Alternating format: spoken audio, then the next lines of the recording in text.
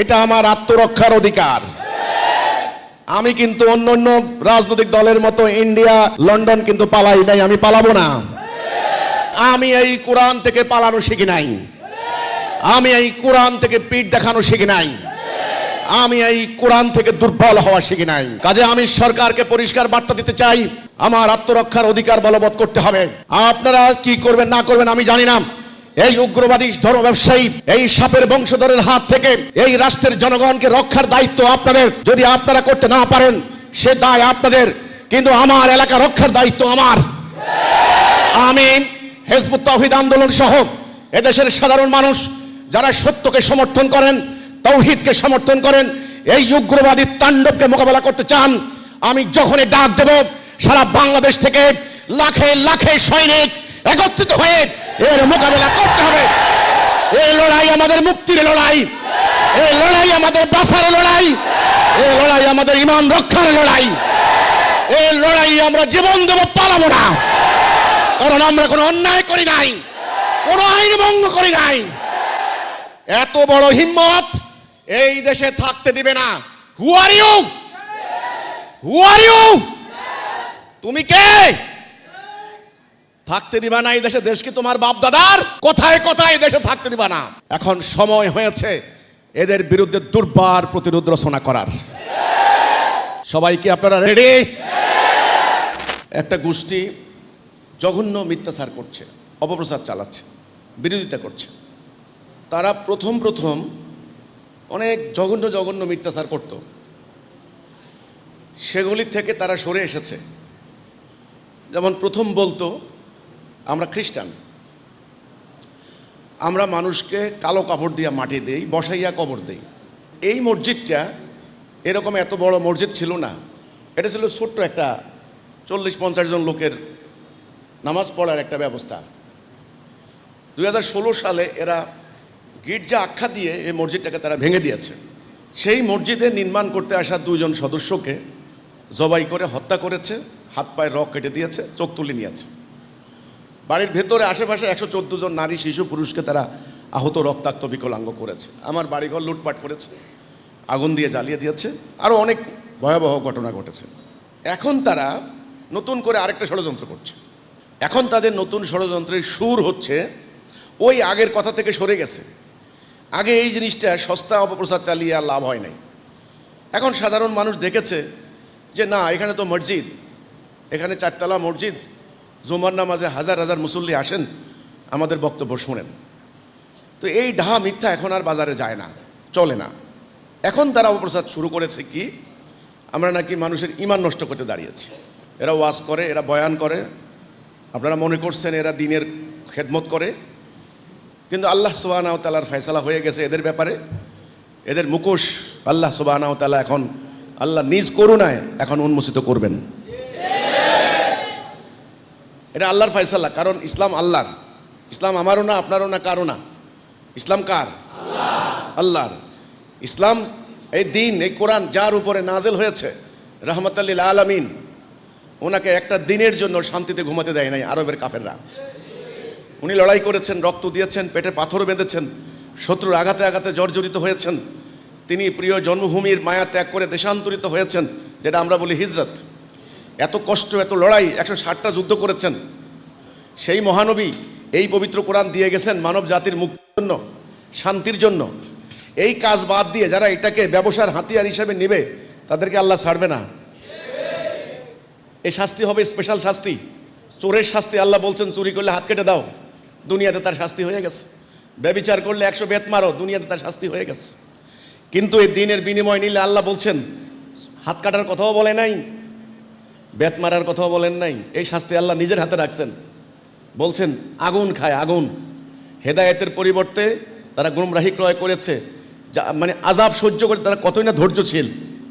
এরপর আরেকটা জায়গায় আছে যারা আমার আয়াত গোপন করে, ইয়াকতুমুনা, গোপন করে, তাদের উপর আল্লাহ লানত এবং লানতকারীদের লানত। যাদের কারণে এদের উপরে লানত পড়বে তারাও লানত দিবে এদেরকে। সুতরাং আল্লাহর কার্ডস, ইংরেজিতে বলে কার্ডস, মানে লানত, স্পেশাল লানত। দিনকে যারা গোপন করবে, জনগণের সামনে দিনের কথা বলবে না, দিনের উল্টা প্র্যাকটিস করবে, বরং এটাকে ব্যবসায়ের হাতিয়ার, টাকা পয়সা বানানোর মাধ্যম বানাবে, তাদের উপর আল্লাহর স্পেশাল লানত। তারা এই চাষিরহাট এলাকাকে কেন্দ্র করে একটা অরাজকতা সৃষ্টি করার জন্য ফেনী, লক্ষ্মীপুর, নোয়াখালী, চাঁদপুর, কুমিল্লা, এই অত্র দক্ষিণ অঞ্চলে তারা নানান ধরনের বেআইনি সমাবেশ করছে, মিথ্যাচার করছে, উগ্রবাদী বক্তব্য দিচ্ছে। তাদের এই অপপ্রচারে আমাদের কাছে গত কয়েকদিনের রিপোর্ট আছে, নোয়াখালী, ফেনী সহ কয়েকটি জায়গায় আমাদের সদস্যদের উপরে দিনে রাতে হামলা হয়েছে কয়েক জায়গায়। গত 2 দিন আগেও আমার গ্রামে আমার এক সদস্যকে নির্মমভাবে পিটিয়ে হত্যা করার জন্য তারা রাস্তায় ফেলে দিয়ে চলে গিয়েছে। জনগণ উদ্ধার করে তাকে হাসপাতালে, এখনও সে হাসপাতালে মৃত্যুর সাথে পাঞ্জা লড়ছে। এদের এই উগ্রতার প্রচারণার মুখে আমার এলাকার সাধারণ মানুষ আজকে ভীত সন্ত্রস্ত, তটস্থ।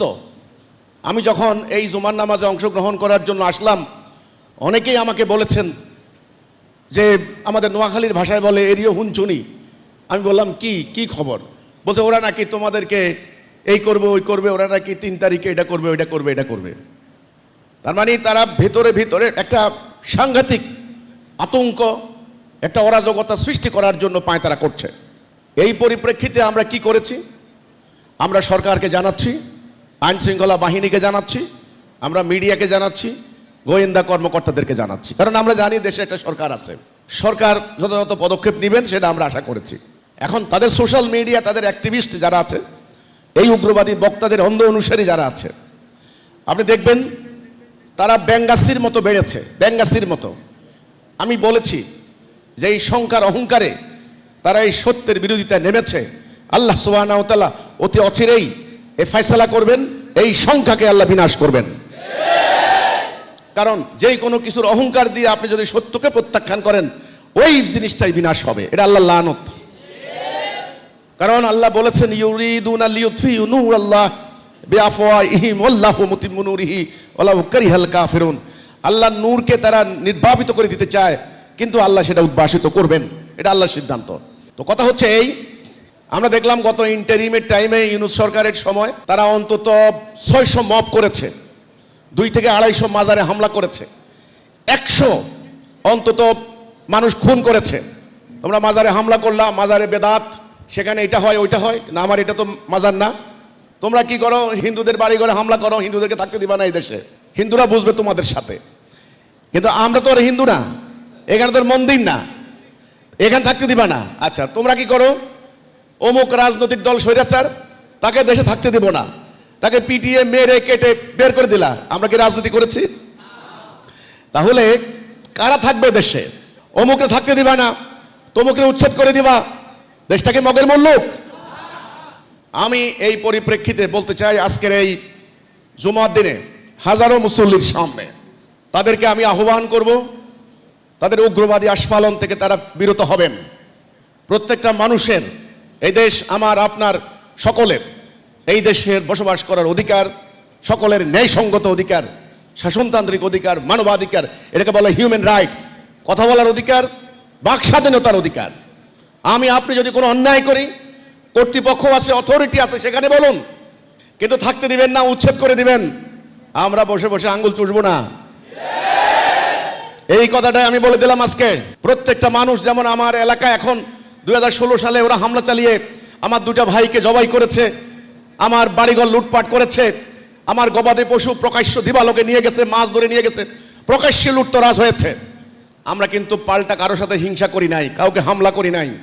এ পর্যন্ত 60 জন ভাইয়ের উপর হামলা হয়েছে আমার সোনাইমুড়ি, বেগমগঞ্জ, লাকসাম এলাকায়। আমরা একটা জায়গায় পাল্টা আঘাত করি নাই কাউকে, কেউ বলতে পারবে না। রেকর্ড আছে, প্রত্যেকটা রেকর্ড আছে আমাদের কাছে। অথচ এই ঘটনার পর আমি এলাকায় অন্তত 42টি উন্নয়ন প্রকল্প নিয়েছি, আপনারা ঘুরে ঘুরে দেখবেন। দেশের সকল মিডিয়া এই উন্নয়ন প্রকল্প প্রচার করেছে।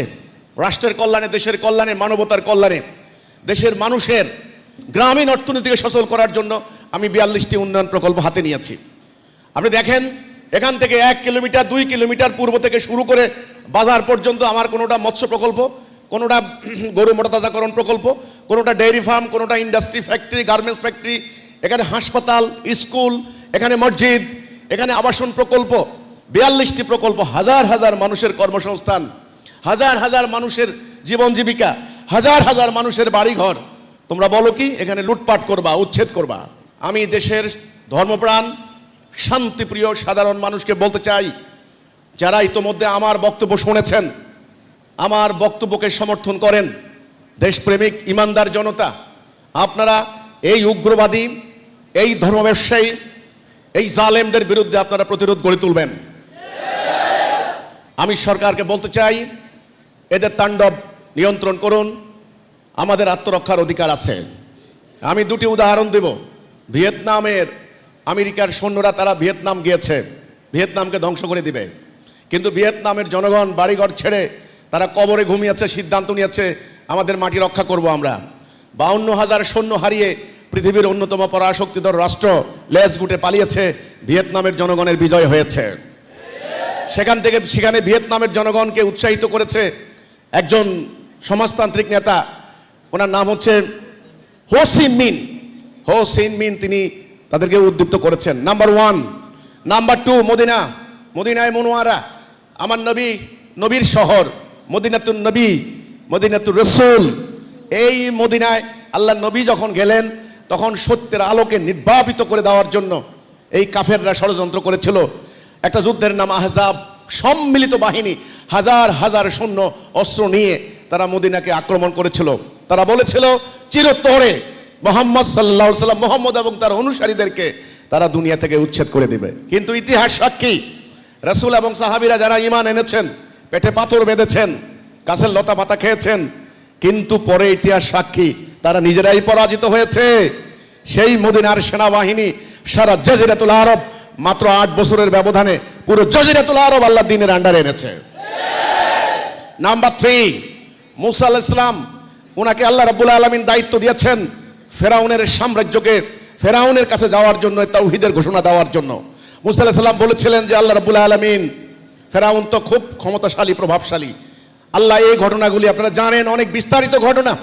পরে মুসা আলাইহিস সালামকে আল্লাহ বললেন তোমার হাতে কি লাঠি? এই লাঠিকে আল্লাহ মুজিজায় রূপান্তরিত করে দিলেন। লাঠির আঘাতের সামনে ফেরাউন সাম্রাজ্য টিকতে পারে নাই।